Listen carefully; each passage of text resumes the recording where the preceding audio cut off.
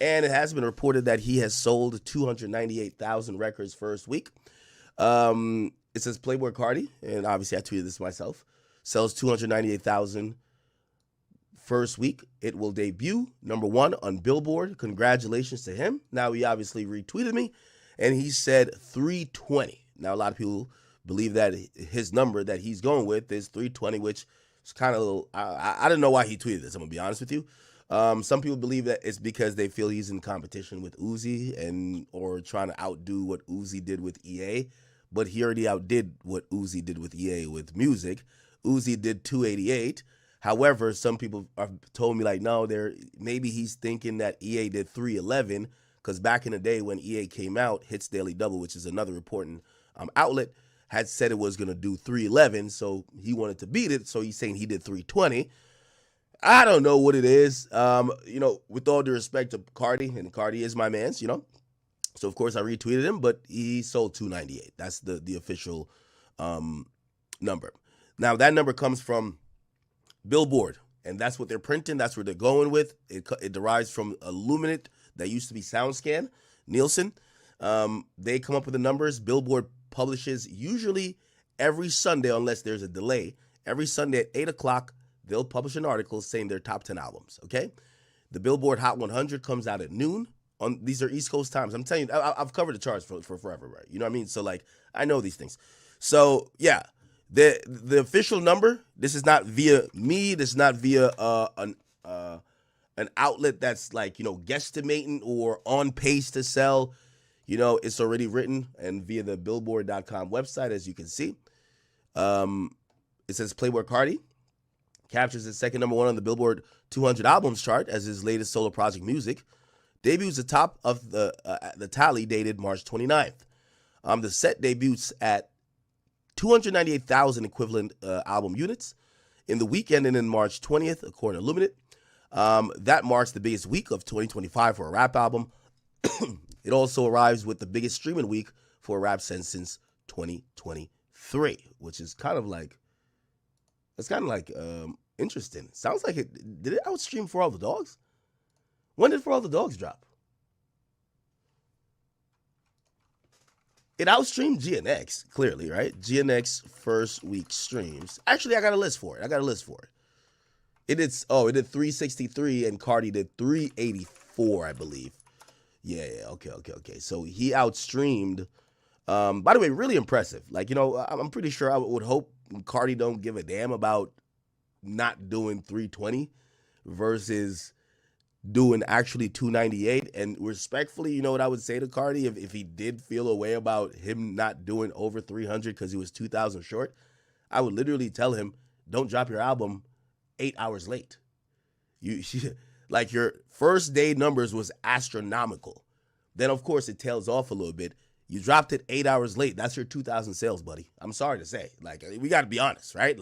If he drops his album with 8 more hours of tracking, I really believe that he sells 2,000 more albums. So, again, him not doing 300,000, respectfully, I think that's his fault. Second of all, we're going to get into why he didn't do Travis numbers, because in reality, this is one of the most successful albums really of all time. The numbers pale in comparison to really how successful it is, because he's doing these numbers on some Drake shit, straight off the muscle. He sold mad bundles and shirts and all that type of shit that were going to come with CDs. Apparently, none of that counted. So he supposedly missed out on maybe 130,000 sales, 140,000 sales, or 45, 150, whatever the number is. So his total number should really be around 450, truth be told. But Billboard changed some rules. Him and his people clearly didn't do something right. They didn't count none of his bundles, which is kind of crazy. Imagine not dropping an album for 5 years and you have a pre-order link where people could just order, and you're saying, damn, niggas is just racking. Has it been 5 years? Yeah. And people are racking up the pre-order link, and you're like, all right, cool. At least these are guaranteed sales, and then the sales don't count. So we'll tell you some of the new Billboard rules that kind of affected him, but it's much more convoluted. But we got to give a lot of credit to this number. This was completely off the muscle of streaming and people demanding his music. Cool. So, unfortunately, love Carti, but it wasn't 320. And tomorrow we'll see. He'll be #1, but Billboard is only certifying 298,000. According to the list that we have here, the biggest opening week for streams for a rap album in U.S. history actually goes like this. So Scorpion is still king. Certified Lover Boy really came close to Scorpion. I always tell y'all, you sell your next album off your last album. Scorpion to me was a bona fide classic. Also, Scorpion came after Views, or really actually after Views, but we all know More Life was smudged in the middle, and also came after the battle with Pusha T. But also we remember that there's God's Plan. There's like 5 mega hits on this fucking album. So Scorpion was a double album. Went crazy. Certified Lover Boy.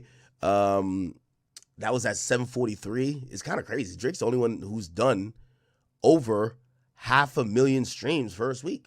For All the Dogs, which was his last solo project, 514. Her Lost Wit with Savage, 513. Carter 5, salute to the legend, Wheezy, Lil Tunchi, 433. Obviously that was one of those highly anticipated years in the making one. Legends Never Die. I believe that's Juice WRLD, right? That's Juice WRLD, right?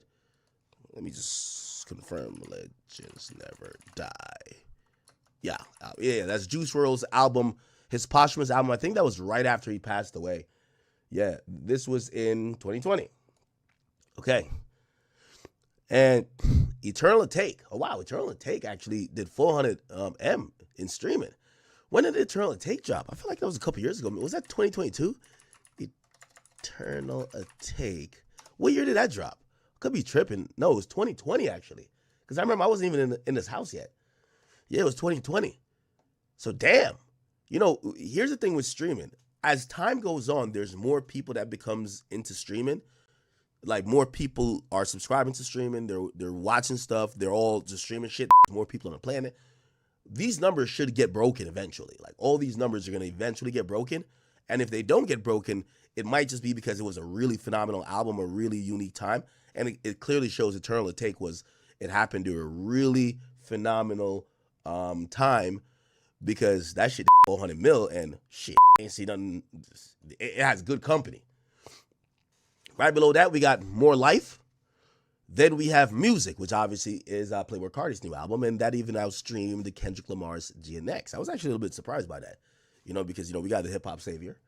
I would imagine, well, GNX, it was highly anticipated. What did Miss Him Around the big stuff? Okay, that's right here, 343. We get Donda, which is here, and Astroworld, which is here. As some people try to compare Music to